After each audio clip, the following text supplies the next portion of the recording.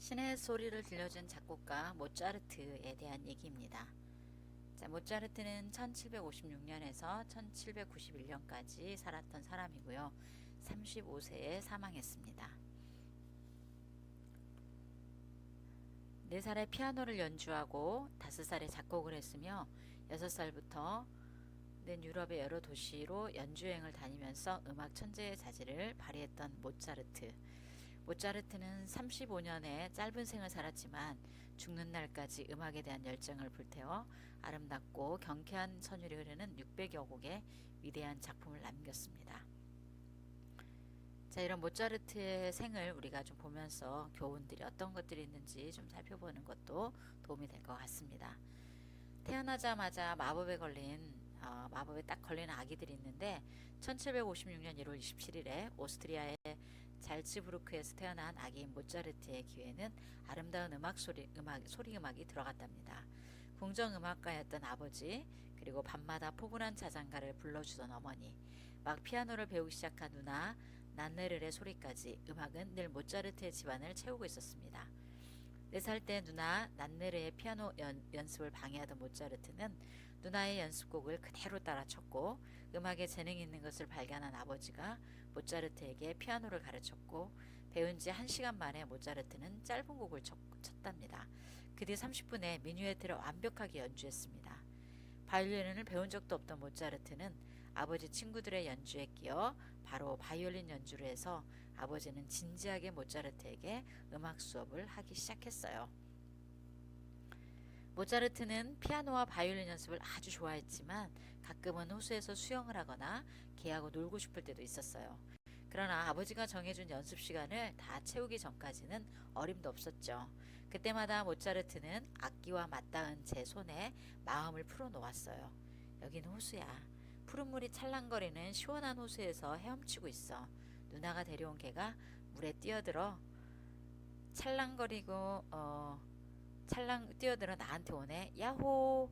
개 등에 엎여 같이 헤엄칠까봐 이런 상상을 하며 마음을 연주할 때 피아노와 바이올린은 더 근사한 소리를 냈어요. 모차르트의 실력이 나날이 늘어서 아버지는 아이들을 데리고 유럽 연주여행을 갔어요. 자, 모차르트 가족은 오스트리아, 독일, 프랑스, 네덜란드, 벨기에를 지나서 영국까지 연주여행을 다녔어요. 6살의 아이가 너무 잘하니 사람들은 모차르트의 음악보다 모차르트를 신기하고 우습고 귀여운 곰처럼 여겼어요. 그런 사람들은 신분이 높아 잘 보여한다는 것이 모차르트를 속상하게 했어요. 즐겁기도 했지만 힘들기도 했던 연주여행에서 난네르리 장티푸스에 걸리고 모차르트는 천연두에 걸려 힘들어 잘츠부르크로 돌아왔어요. 몇 년간 계속되었던 유럽 여행은 모차르트를 성장시켰어요. 나라마다 달랐던 음악과 문화를 제 것에 보탰고 신나는 일과 속상한 일 사이에서 실력이 더 단단해졌답니다. 모차르트는 13살 때 아버지처럼 잘츠부르크 대주교의 궁정악단에 들어갔어요. 여러 곡의 교향곡과 바이올린 소나트를 작곡했어요. 작곡을 할 때 모차르트는 별들이 가득 뿌려진 우주 한가운데 떠 있어서 가장 알맞은 음을 가진 별을 골라냈어요. 온 마음과 정성을 다해서 별빛처럼 반짝이는 아름다운 소리, 음악을 향한 모차르트의 마음은 점점 뜨거워졌어요. 1769년 아버지는 모차르트를 이탈리아에 데려갔어요. 음악을 좋아하는 사람들 앞에서 연주하고 훌륭한 음악가들을 만나고 오페라를 작곡하여 무대에 올리는 등의 엄청난 활동을 했어요. 잘츠부르크로 돌아오는 모차르트는 대주교가 바뀌어 힘들게 해서 궁정악단을 그만두고 어머니와 1773년 프랑스 파리로 건너가 스스로를 돌보고 어머니도 돌보게 되었어요.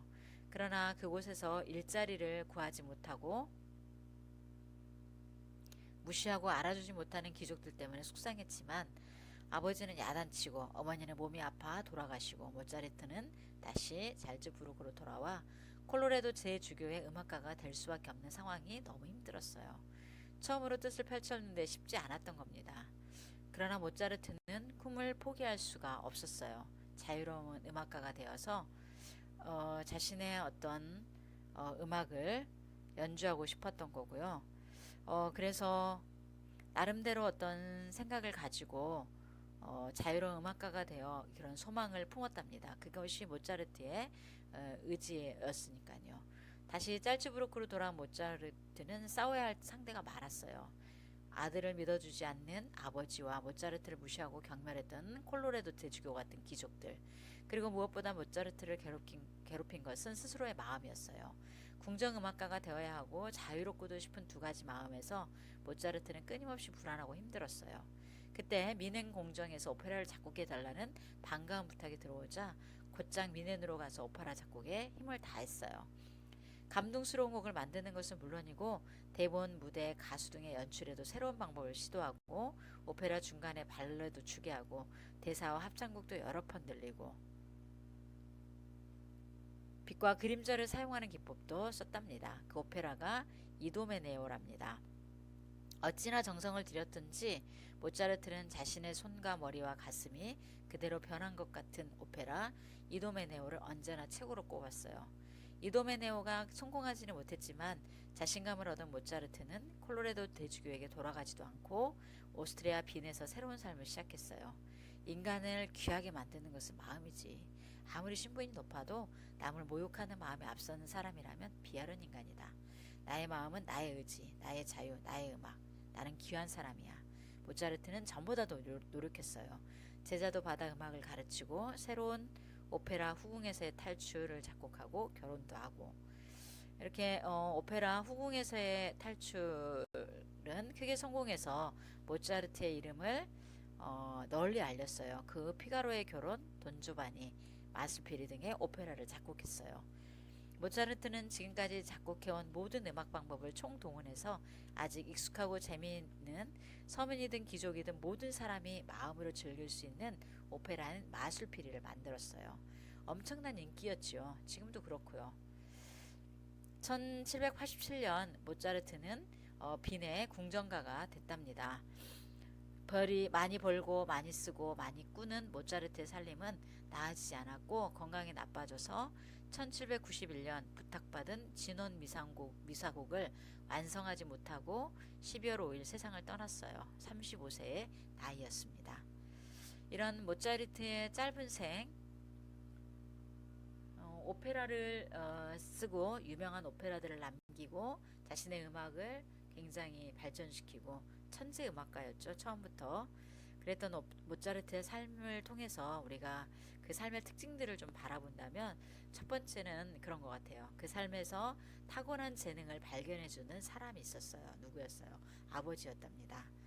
그리고 또 하나는 마음을 연주하는 연주자였어요. 본인이 어디에 있는 상상을 하면서 그 상상한 것을 머릿속에 그리고 그것이 연주에 드러나도록 그런 연주를 하는 연주자였고요.